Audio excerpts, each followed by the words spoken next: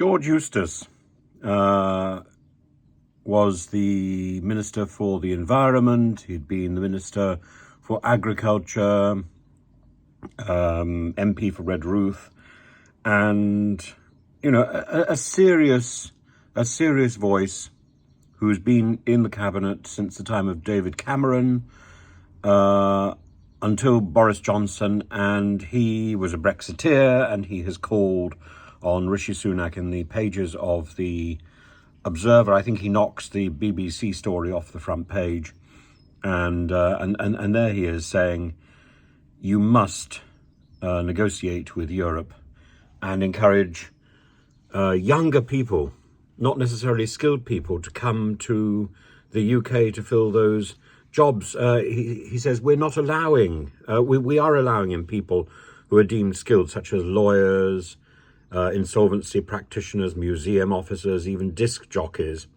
when we have no shortages whatsoever in those sectors.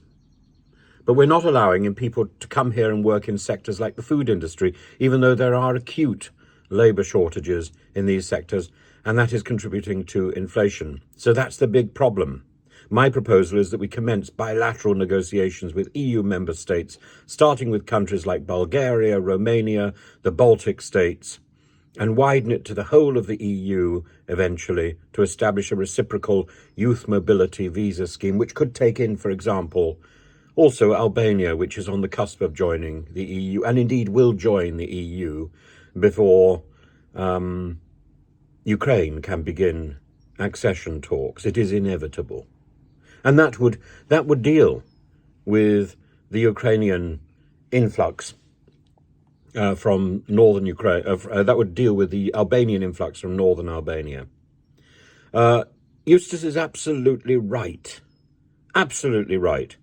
And it exposes deep power politics, but not about what is the right thing to do, but about what sounds like the best ideological slogan for the Northern Red Wall. Well, that is going to fall.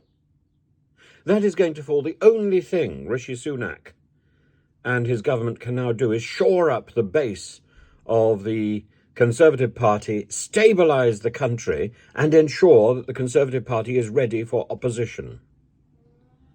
Because if it is not, the Conservative Party and Rishi Sunak's legacy will be to leave our country in an absolute mess for the foreseeable future, with no decent opposition, with leaving the incoming government with a threadbare economy and a hopeless mishmash of nonsense that needs to be unravelled.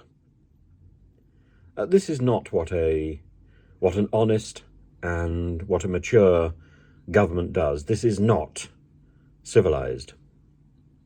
So Rishi Sunak has an opportunity to be civilised, or to join people like Suella Braverman and Nadine Dorries and Jacob Rees-Mogg and become thuggish and bang on the dispatch box and scream, invaders! Those will be the last words. Those will be the last words of this government and probably of this party if Rishi Sunak does not change tack. And he will go down in history, perhaps not as the man who wrecked the Conservative Party. That will be the privilege of Boris Johnson and Theresa May. But he will certainly go down in history as the person who had an opportunity to rescue the party and to rescue the country, more importantly. And instead he twiddled his thumbs and let twits scream their ideological slogans. He should listen to George Eustace.